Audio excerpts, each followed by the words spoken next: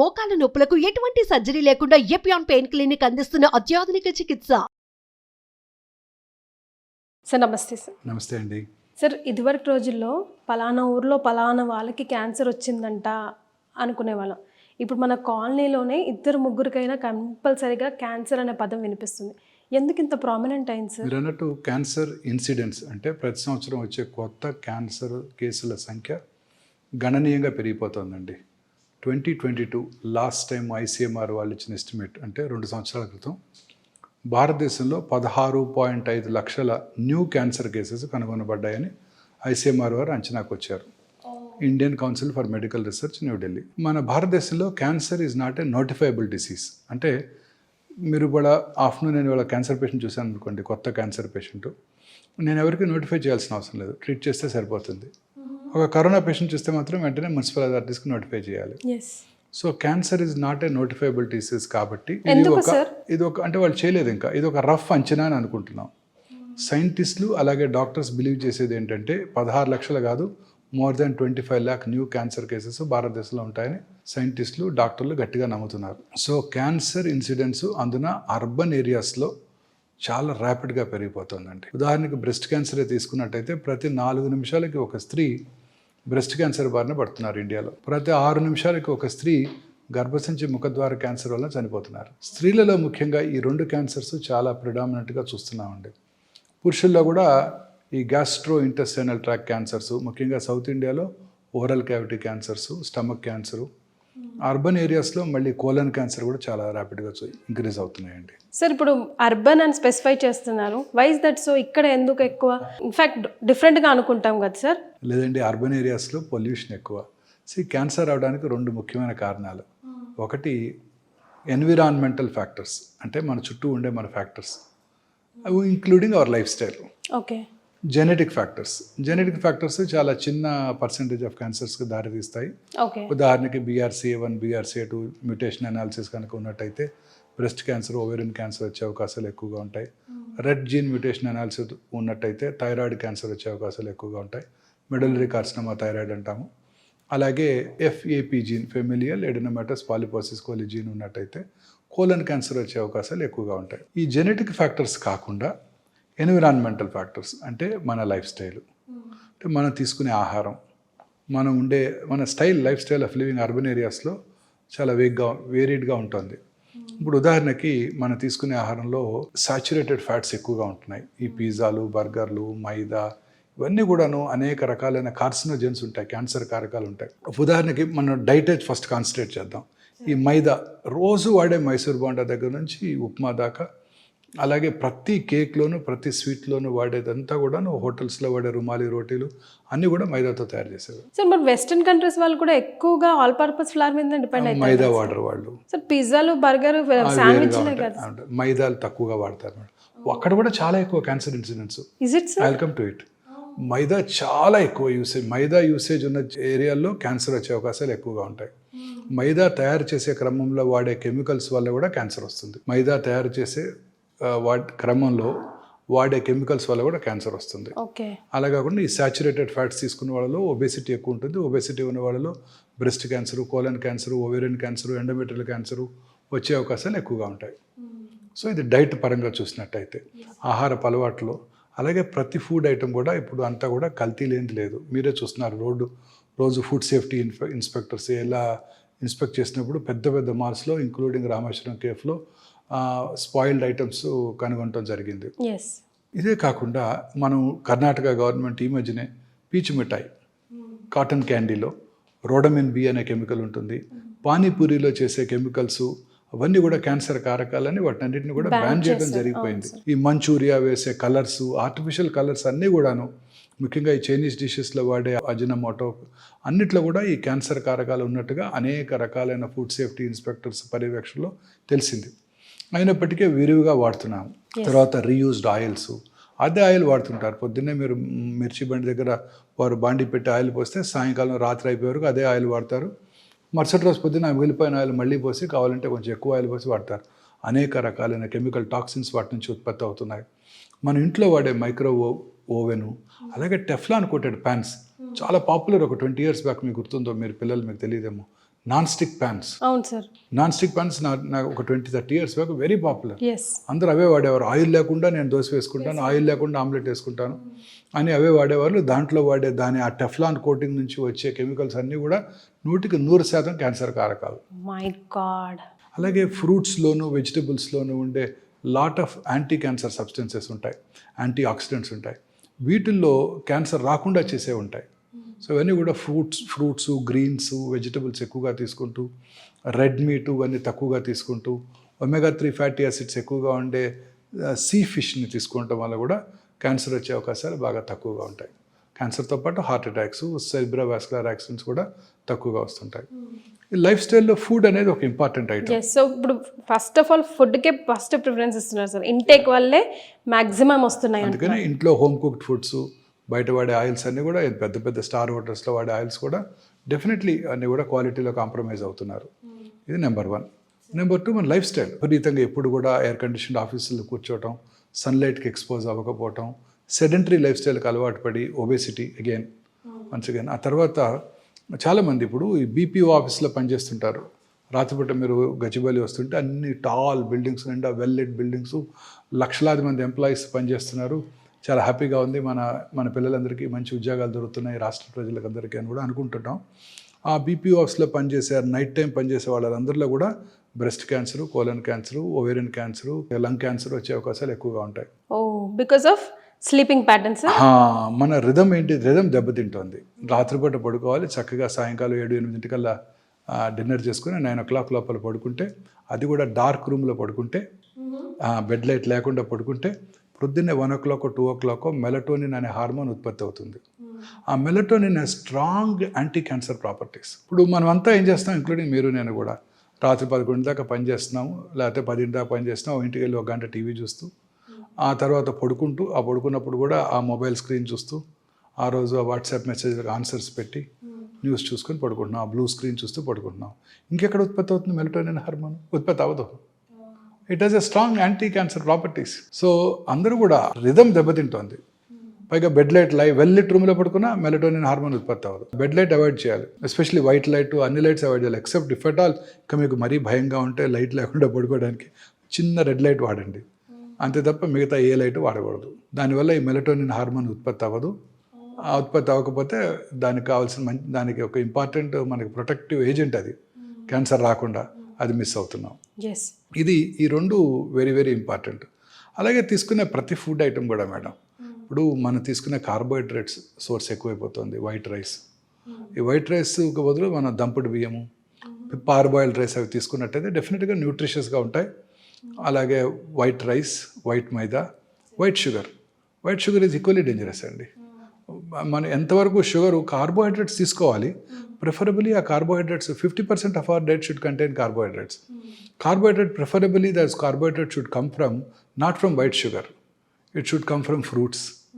It should come from some raw sugar like brown sugar or jaggery. It should come from that. White salt is equally dangerous. అంటే cancer కారకానికి, ఒబేసిటీకి, అనేక రకాలైన cardiovascular ప్రాబ్లమ్స్కి కూడా white salt is very dangerous. ఇవన్నీ కూడా మనం avoid చేయగలగాలండి. ఇవన్నీ avoid చేస్తే ఖచ్చితంగా మనం క్యాన్సర్కి దూరంగా ఉండడానికి అవకాశం ఉంటుంది. అలాగే పొల్యూషన్ అండి. ఇప్పుడు మీరు సిగరెట్ స్మోక్ చేయక్కర్లేదు, మీరు ఈ హాస్పిటల్ బయట ఒక 15 నిమిషాలు నుంచోండి, 50 సిగరెట్స్ తాగిన పొల్యూషన్ మీకు వచ్చేస్తుంది. Because of pollution. పంజగుట్ట చౌరస్తాలో మీరు 5 నిమిషాలు నుంచుంటే చాలు, మీరు ఖచ్చితంగా 50 సిగరెట్స్ స్మోక్ చేస్తే ఎంత ఇల్ ఎఫెక్ట్స్ ఉంటాయో అంత ఇల్ ఎఫెక్ట్స్ ఉంటాయి. కానీ మనం ఇప్పుడున్న సర్కమ్స్టాన్స్ ఇవన్నీ అవాయిడ్ చేయలేం కదా సార్, మరి ఎట్లా మనల్ని ఎలా ప్రిపేర్ చేసుకోవాలా? సో అలాగే ఎన్విరాన్మెంటల్ పొల్యూషన్తో పాటు ఆక్యుపేషనల్ హజార్డ్. బార్బర్స్ రోజు డై చేస్తుంటారు, దే గెట్ క్యాన్సర్. లూజ్గా అంటే పెయింట్స్ అమ్మే వాళ్ళలో క్యాన్సర్ వచ్చే అవకాశాలు ఎక్కువగా ఉంటాయి. డెఫినెట్గా క్యాన్సర్ వచ్చే అవకాశాలు ఎక్కువగా ఉంటాయి. ఇవన్నీ కూడా కెమికల్స్ అండి. తర్వాత అనేక రకాలైన industrial pollution, asbestos industry, dust ఎక్కువగా ఉండే అనేక సిమెంట్ ఇండస్ట్రీ, ఆ తర్వాత కోల్ మైన్స్. రామగుండం తీసుకోండి, most polluted city in the world. Open cast mines, coal ban చేస్తున్నారు. సూపర్ థర్మల్ పవర్ ప్లాంట్, అబ్బా 22,000 మెగావాట్ పవర్ ప్లాంట్ అని ఆనందపడతారు మనకి ఇచ్చామని. దానివల్ల వాళ్ళు ఇచ్చింది పవర్ ప్లాంట్ కాదు, దాంతోపాటు 22,000 క్యాన్సర్స్ పర్ యానం అనుకోవాలి. ప్లాస్టిక్ కంటైనర్లో వచ్చే వేడివేడి బ్రేక్ఫాస్ట్ అంతే కదా, బయట నుంచి మీరు ఆర్డర్ చేస్తారు స్విగ్గీలోనో జొమాటోలోనో, దేంట్లో వస్తాయి అవి? ప్లాస్టిక్ కంటైనర్లోనే వస్తాయి. అవన్నీ ఆ ప్లాస్టిక్ కెమికల్స్ అని దాంట్లోకి వచ్చేస్తున్నాయి. ఆ బాటిల్డ్ వాటరు అది ఎండలో ఒక అరగంట పెట్టామంటే ఆ టాక్సిన్స్ అన్నీ ప్లాస్టిక్స్లో ఉన్న ఆ ప్లాస్టిక్ మైన్యూట్ ట్రే ఇవన్నీ కూడా ట్రేసెస్ అన్నీ వాటర్లోకి వచ్చేస్తాయి. ఎయిర్ కండిషన్ కార్లో కూర్చుంటారు వెళ్ళి పొద్దున్నే 11 గంట 10 ఎండలో ఉండి కారు ఉంది అప్పటిదాకా, అందులో ఉన్నదంతా కూడా ప్లాస్టిక్ ఇంటీరియర్సే కదండి. మీరు కారు ఆన్ చేయగానే ఆ వేడికి అదంతా కూడా మనం ఇన్హేల్ చేస్తాం. కరెక్ట్. వీటన్నిటికన్నా నా ఉద్దేశంలో అతి ముఖ్యమైన కారణం క్యాన్సర్ రావడానికి కానివ్వండి, కరోనా రానివ్వడానికి కానివ్వండి, కరోనరీ ఆర్టరీ డిసీజ్ కానివ్వండి, సెరిబ్రోవాస్కులర్ యాక్సిడెంట్ కానివ్వండి, అంటే పక్షవాతం కానివ్వండి, అన్నిటికీ నా పర్సనల్ ఒపీనియన్ ఏంటంటే మానసిక ఆందోళన. మన అబ్బాయికి సీట్ రాలేదు, పక్కన వాళ్ళ అబ్బాయికి ఎంబీబీఎస్లో సీట్ వచ్చింది.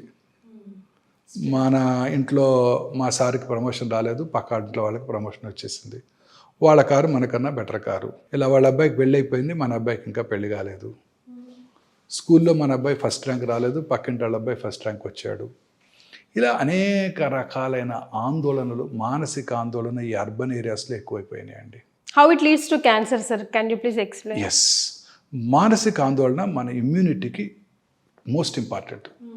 మనిషి, మన పూర్వీకులు చెప్పేవాళ్ళు సంతోషం సగం బలం అని. అవును సార్, అబ్సల్యూట్లీ ట్రూ అండి. మనం మానసికంగా ప్రశాంతంగా ఉండటమే కాదండి, హ్యాపీగా ఉండాలి. హ్యాపీగా ఉంటే మీకు ఏ జబ్బు రాదండి. రోజు అనుకుంటాం కరోనా టైంలో గుర్తుందా, మనకు ఆ వాచ్మెన్ ద్వారా కరోనా వచ్చింది, మనకు ఆ పూలు అమ్మేవాడి ద్వారానో వెజిటబుల్స్ అమ్మేవాడి ద్వారా కరోనా వచ్చింది. మరి వాళ్ళు బాగానే ఉన్నారే, మరి ఇంట్లో ఉన్న వాళ్ళకి ఎందుకు ఎలా వచ్చింది? వాళ్ళు చక్కగా అమ్ముకుంటూ వచ్చి వెళ్ళి అమ్ముకున్నాడు, హ్యాపీగా ఉంటారు వాళ్ళు. ఈరోజు చూసుకుంటారు, రేపటి సంగతి తర్వాత చూసుకుంటారు. మనమేమో మన పిల్లలకి, మనవరాల పిల్లలకు కూడా మనం సంపాదించి పెట్టాలని ఆశిస్తున్నాం. మానసిక ఆందోళన అండి. మన బాడీలో మనందరికీ తెలిసిన విషయం, ఇప్పుడు మన బాడీలో 22,000 ప్రోటాన్ కోడింగ్ జీన్స్ ఉంటాయి. Watson and creek genomic mapping చేశారు. ఆ జెనోమిక్ మ్యాప్లో ఇన్ని జీన్స్ ఉన్నాయి అని కనుక్కున్నారు. Equally good number of non proton coding jeans కూడా ఉంటాయి.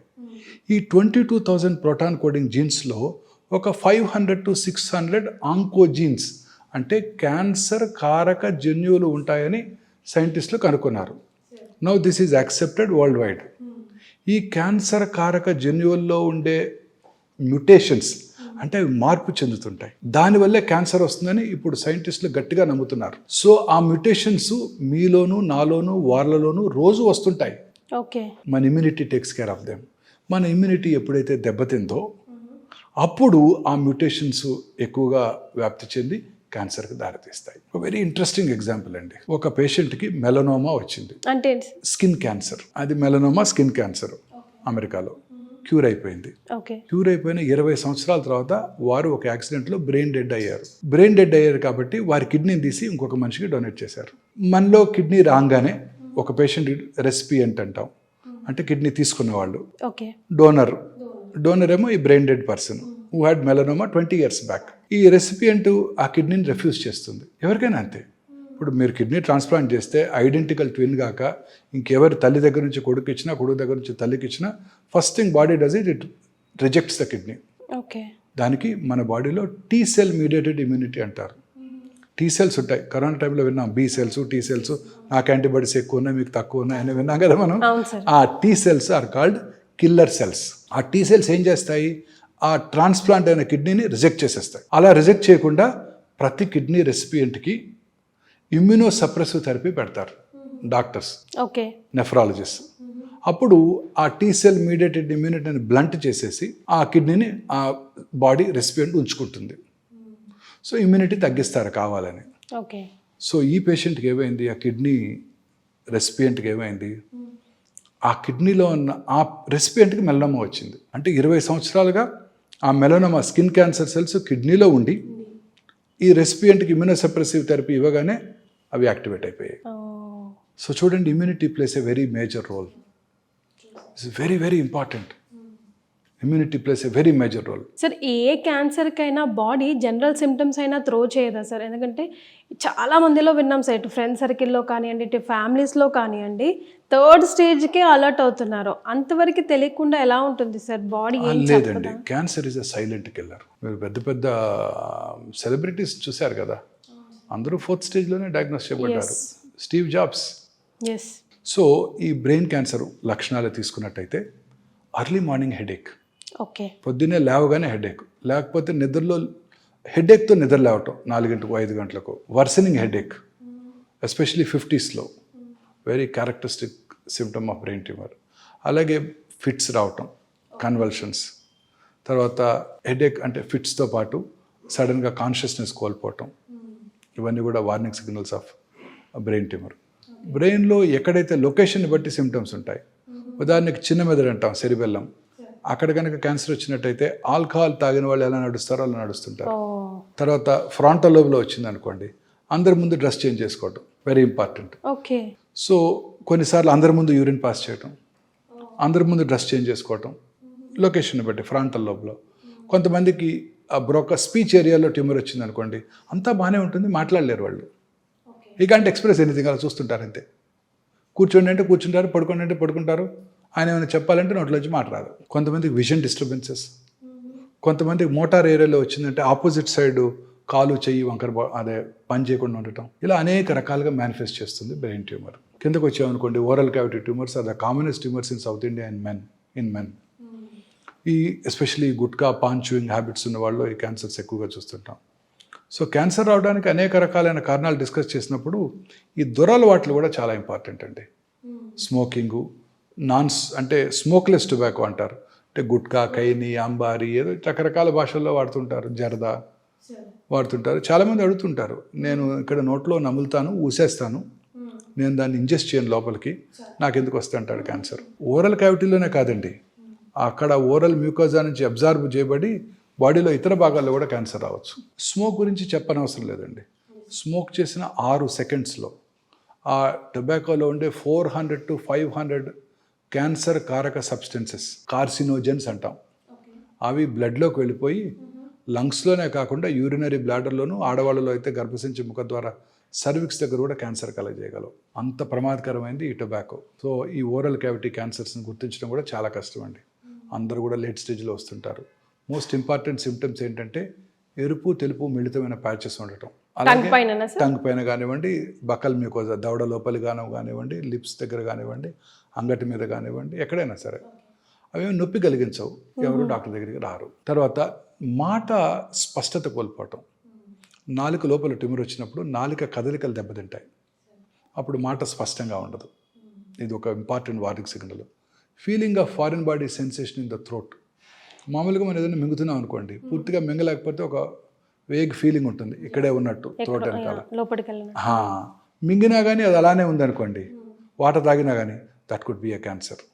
అంటే బాడీ ఆ ట్యూమర్ని ఫారిన్ బాడీ లాగా పర్సీవ్ చేస్తుంది, వెరీ ఇంపార్టెంట్ వార్నింగ్ సిగ్నల్.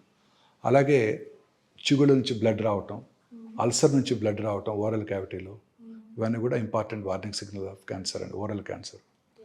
కింద స్వరపేటిక దగ్గరికి వచ్చిందంటే గొంతు బొంగురు పోవటం, మాటలో క్వాలిటీ, స్వరంలో క్వాలిటీ దెబ్బతింటాం, ఇవన్నీ కూడా స్వరపేటిక క్యాన్సర్ లక్షణాలు. దగ్గు రావటం, లంగ్ క్యాన్సర్ అయితే మానని దగ్గు, తగ్గినప్పుడు వచ్చే కళ్ళలో బ్లడ్ పట్టడం, వెయిట్ లాస్ ఆఫ్ ఆకలి తగ్గిపోవటం, లో గ్రేడ్ చెస్ట్ పెయిన్ ఉండటం, ఇవన్నీ కూడా లంగ్ క్యాన్సర్ లక్షణాలు.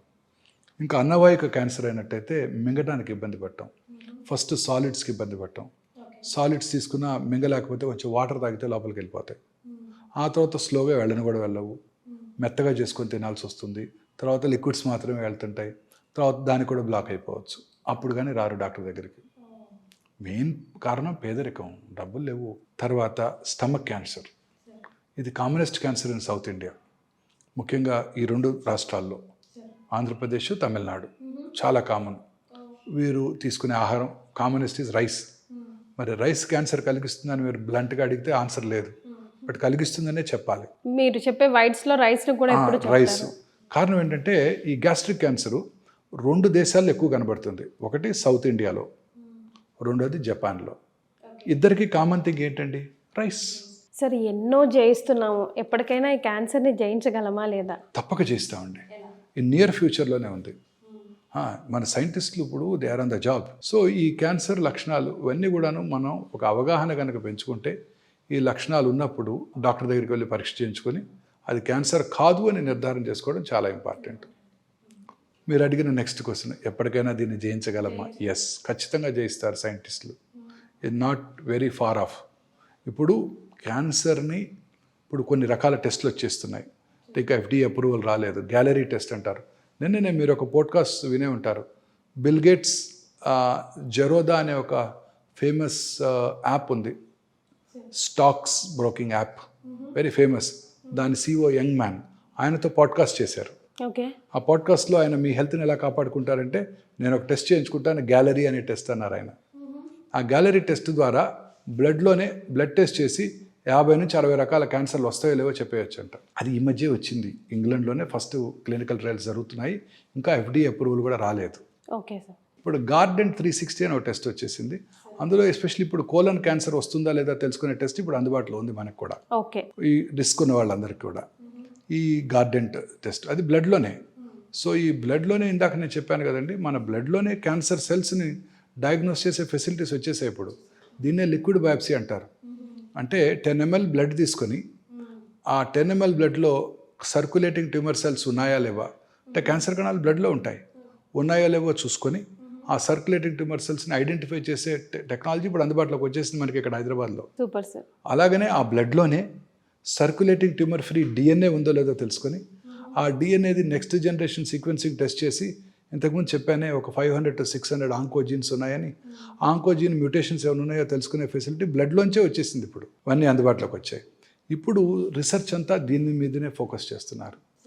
ఏ రకమైన జన్యుపరమైన మ్యూటేషన్ ద్వారా ఈ క్యాన్సర్ వచ్చింది. ఉదాహరణకి ఒక పేషెంట్కి బ్రెస్ట్ క్యాన్సర్, దానికి జన్యుపరమైన అనాలిసిస్ చేసుకొని genetic mutations comprehensive genomic profiling చేసి ఏ రకమైన జెనెటిక్ మ్యూటేషన్ వల్ల క్యాన్సర్ వచ్చిందో తెలుసుకొని ఆ మ్యూటేషన్ని టార్గెట్ చేసే మందులు ఏమైనా ఉంటే అది ఇవ్వడం ద్వారా ఆ క్యాన్సర్ని కంట్రోల్ చేయవచ్చు. ఏ క్యాన్సర్ అయినా కానీ, అదే పెరోటిడ్ ట్యూమర్ అయినా కానీ. సో ఏ జన్యుపరమైన మ్యూటేషను, ఉదాహరణకి ఈ పేషెంట్లో బ్రెస్ట్ క్యాన్సర్ అవడానికి ఒక జన్యుపరమైన మ్యూటేషన్ కారణం అయితే, ఇంకొక పేషెంట్లో పెరోటిడ్ క్యాన్సర్ అవడానికి అదే జన్యుపరమైన మ్యూటేషన్ కారణం కావచ్చు. అప్పుడు ఇద్దరికి ఒకే మందు వాడటం జరుగుతూ ఉంటుంది. అదేంటి బ్రెస్ట్ క్యాన్సర్ ముందు మీరు పెరోటిడ్ క్యాన్సర్కి ఇస్తున్నారని మీరు అడగవచ్చు. Mutation is the main cause. So ఫ్యూచర్లో నేను బ్రెస్ట్ ఆంకాలజిస్ట్ని, నేను గైనక్ ఆంకాలజిస్ట్ని, నేను లంగ్ ఆంకాలజిస్ట్ అని ఉండరు. జన్యుపరమైన మ్యూటేషన్ ఆంకాలజిస్ట్, నేను CRB2 యాంటీజెన్ ఆంకాలజిస్ట్ని, EGFR ఆంకాలజిస్ట్ని, ROS1 ఆంకాలజిస్ట్ని అని పెట్టుకోవాల్సి ఉంటుంది. సో ఫ్యూచర్లో ఈ కాంప్రహెన్సివ్ జెనోమిక్ ప్రొఫైలింగ్ చేసి ఆ జన్యుపరమైన మ్యూటేషన్ ఐడెంటిఫై చేసి ఆ మ్యూటేషన్ని టార్గెట్ చేసే మందుల ద్వారా మనం క్యాన్సర్ని జయించగలుగుతాం. సార్, ఇప్పుడు ఒక ఫ్యామిలీలో ఎవరికైనా పెద్దవాళ్ళకి బ్రెస్ట్ క్యాన్సరే ఉందనుకోండి, ఆ ఫ్యామిలీ పర్సన్స్కి వచ్చే అవకాశాలు ఎంతవరకు ఉంటాయి? మరి వాళ్ళకి పాపం ఇప్పుడు మనం లైఫ్ స్టైల్ చేంజెస్ అంటున్నాము, ఫుడ్ చేంజెస్ అంటున్నాం కదా సార్. పాపం వాడి లైఫ్ స్టైల్ బాగానే ఉంటుంది కాబట్టి జీన్లో ఉంది కాబట్టి వీడికి వచ్చి ఉంటుంది. సో వాడు ఎట్లాంటి ప్రికాషన్స్? వంశపారంపర్యమైన జబ్బు కాదు, కొన్ని వేళ్ల మీద లెక్క పెట్టగల కొన్ని క్యాన్సర్స్, ఉదాహరణకి బ్రెస్ట్, థైరాయిడ్, ప్యాంక్రియాసు, ప్రాస్టేటు, కోలను, ఓవరీ. కానీ ఇవే మోస్ట్ కామన్. ఈ 6 క్యాన్సర్స్ కనుక ఉన్నట్టయితే వారి ఫస్ట్ జనరేషన్ వారి రిలేటివ్స్లో క్యాన్సర్ వచ్చే అవకాశాలు సాధారణ ప్రజానికన్నా కొంచెం ఎక్కువ, అంతే తప్ప వస్తుందని కాదు. ఇందాక నేను చెప్పిన జెనెటిక్ కాజెస్ వేరు, BRCA1, BRCA2, యాంజెలినా జోలీ ఎగ్జాంపుల్ చెప్పాను, అవి వేరు. అవి కాకుండా రొటీన్గా ఇవి కొంచెం ఎక్కువ తప్ప వాళ్ళకి వస్తుందని కాదు. క్యాన్సర్ వంశపారంపర్యమైన జబ్బు కాదు, అంటువ్యాధి కాదు. సో భర్త నుంచి భార్యకి వాళ్ళకి అలా వచ్చే అవకాశాలు లేవు. సో దాని గురించి ఆందోళన పడాల్సిన అవసరం లేదు. సో వ్యాక్సిన్ సంగతి ఏంటి సార్? అన్ని క్యాన్సర్స్కి వ్యాక్సిన్ మనకి ఇప్పటికి అందుబాటులో లేవు. గర్భసంచి క్యాన్సర్, హ్యూమన్ పాపిలోమేటస్ వైరస్ ఇన్ఫెక్షన్ వల్ల క్యాన్సర్ వస్తుందని మనం తెలుసుకున్నాము. కాజ్ అండ్ ఎఫెక్ట్ అంటే ఈ వైరల్ ఇన్ఫెక్షన్ వల్ల ఈ క్యాన్సర్ వస్తుందని తెలుసుకున్నాము. ఆ వైరస్కి వ్యాక్సిన్ అందుబాటులోకి వచ్చేసింది. ఇప్పుడు ఇంకా క్యాన్సర్ని మనం, సర్వైకల్ క్యాన్సర్ని మనం ఎట్లాగైతే స్మాల్ పాక్స్ని రూపుమాపామో, పోలియో రాకుండా చేసుకున్నామో, అలా కూడా గర్భసంచి ముఖద్వార క్యాన్సర్ రాకుండా చేసుకోవడానికి వ్యాక్సిన్ వచ్చేసింది. సో మొన్న ఫిబ్రవరిలో పెట్టిన ఓట్ ఆన్ అకౌంట్ బడ్జెట్లో మన ఫైనాన్స్ మినిస్టర్ గారు ఈ వ్యాక్సిన్ మన ప్రజలందరికీ ఫ్రీగా అందజేయడం జరుగుతుందని కూడా ప్రామిస్ చేశారు. రేపు ఎల్లుండో బడ్జెట్ వచ్చినప్పుడు ప్రాబబ్లీ దాని కేటాయింపులు కూడా ఉంటాయని అనుకుంటున్నాను. That is one. Second thing, ఈ హెపటైటిస్ B వైరస్. ఈ హెపటైటిస్ బి వైరల్ ఇన్ఫెక్షన్ ఉన్న వాళ్ళలో ఈ లివర్ డ్యామేజ్ అయ్యి వాళ్ళలో లివర్ క్యాన్సర్ వచ్చే అవకాశాలు 90% ఛాన్స్ ఉంటుంది. సో దానికి ఇప్పుడు వ్యాక్సిన్ అందుబాటులోకి వచ్చేసింది. మన పిల్లలందరూ కూడా యూనివర్సల్ ఇమ్యునైజేషన్ ప్రోగ్రాంలో వ్యాక్సిన్స్ ఇచ్చేస్తున్నారు. ఇంకా మిగతా క్యాన్సర్స్కి వీటికి వ్యాక్సిన్ కనుగొనబడలేదు. సో కనబడుతుందా సార్, వస్తుందా ఫ్యూచర్ టు కమ్? నా ఉద్దేశానికి వ్యాక్సిన్ కూడా అవసరం లేదు. ఆ జన్యుపరమైన మ్యూటేషన్ కనుక్కుంటారు, ఆ మ్యూటేషన్కి టార్గెట్ చేసే మెడిసిన్స్ వచ్చేస్తాయి, దాంతోనే క్యూర్ అయిపోతున్నారు క్యాన్సర్ అని నేను అనుకుంటున్నాను ఇంకొక 1 to 2 decades. Super sir, thank you so much for joining us sir. Thank you madam, thanks అండి.